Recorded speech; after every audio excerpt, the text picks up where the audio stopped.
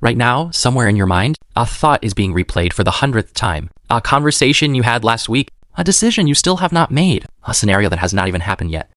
And the harder you try to stop thinking about it, the louder it gets. This is not a personality flaw. This is not anxiety. This is your brain doing something it was never designed to stop doing. And once you understand why it does this, you will finally know how to actually quiet it.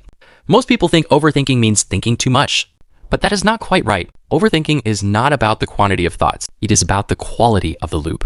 When you overthink, your brain is not making progress toward a solution. It is running the same thoughts in circles, analyzing the same situation from the same angles, arriving at the same dead ends, and then starting over again. Psychologists call this rumination, and research shows it is one of the most common and most damaging thinking patterns in human psychology. Not because it feels bad, although it does, but because it creates the illusion of productivity while producing nothing. You feel like you are working on the problem, but you are actually just wearing a groove deeper into the same unhelpful thought pattern. Your brain is a prediction machine. Its entire job is to anticipate what comes next so it can keep you safe. And the way it does this is by pattern matching. It takes your current situation, compares it to everything you have experienced before, and tries to predict the outcome. But here is where overthinking comes in. When your brain encounters a situation it cannot fully predict, it does not stop trying. It keeps running the same simulation over and over again, searching for certainty that does not exist, trying to find the angle it missed, the variable it has not accounted for, the outcome it can guarantee. And because real life is fundamentally uncertain, that certainty never arrives. So the loop never ends. Overthinking is not irrational. It is your brain's completely logical response to uncertainty. The problem is that it is also completely useless, because no amount of thinking can eliminate uncertainty.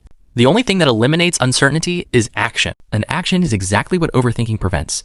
But there's a second reason we overthink, and it is the one most people never talk about. Overthinking is often a way of avoiding something we do not want to feel. When you replay a conversation from last week over and over again, you are not just analyzing what was said, you are avoiding the feeling of embarrassment or rejection or inadequacy that the conversation brought up. When you obsess over a decision you have not made yet, you are not just trying to make the right choice.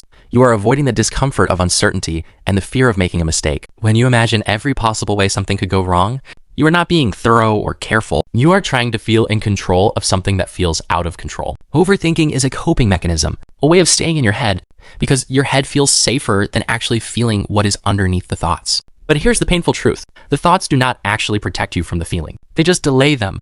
And while they are delaying them, they are also preventing you from moving forward. There are 3 specific traps that keep overthinkers stuck. The first trap is the illusion of control. Overthinkers believe that if they think long enough and hard enough, they can find the perfect answer. The answer that guarantees the right outcome. The answer that eliminates all risk. But perfect answers do not exist, and the search for them is not wisdom. It is fear wearing the mask of thoroughness. The second trap is the future focus. Most overthinking is not about the present. It is about a future that has not happened yet. Your brain is simulating scenarios, running through possibilities, preparing for catastrophes that are overwhelmingly unlikely to occur. Research shows that overthinkers spend a disproportionate amount of mental energy on events that never actually happen. All that suffering, all that exhaustion for scenarios that existed only in their mind. The third trap is the rumination spiral.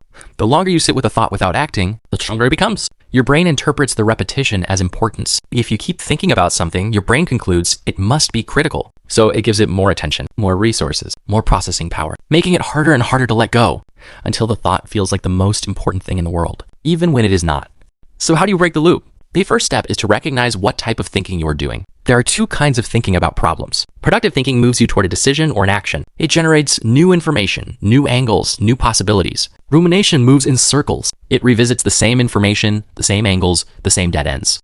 The moment you notice you are in a circle, that is the signal to stop thinking and start doing something different. The second step is to shrink the decision. Most overthinking is about decisions that feel enormous, but almost no decision is actually as permanent as it feels in the moment. The brain inflates the stakes to justify the level of attention it is giving the problem. So ask yourself, what is the smallest version of this decision I can make right now? Not the perfect decision, not the final decision, just the next small step. That is all your brain actually needs to break the loop. The third step is to schedule your worry. This sounds strange, but it is one of the most effective techniques in cognitive behavioral therapy. Set aside 10 minutes each day where you are allowed to think about the things that are worrying you.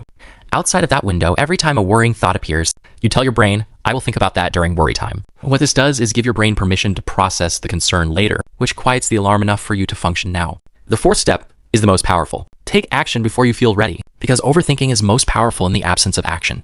The moment you do something, anything, toward the thing you are overthinking, your brain shifts from simulation mode to feedback mode.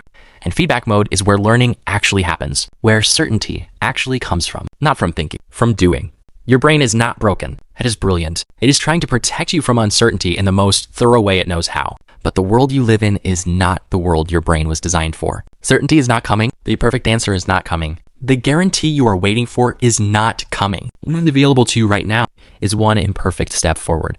And that one step will give you more information than 1,000 more hours of thinking ever could. Stop waiting for your mind to quiet down before you act. Act first and watch your mind follow. Subscribe to Level 1 because every week we explore the psychology behind why humans think, feel, and behave the way they do, and what you can actually do about it. See you in the next one.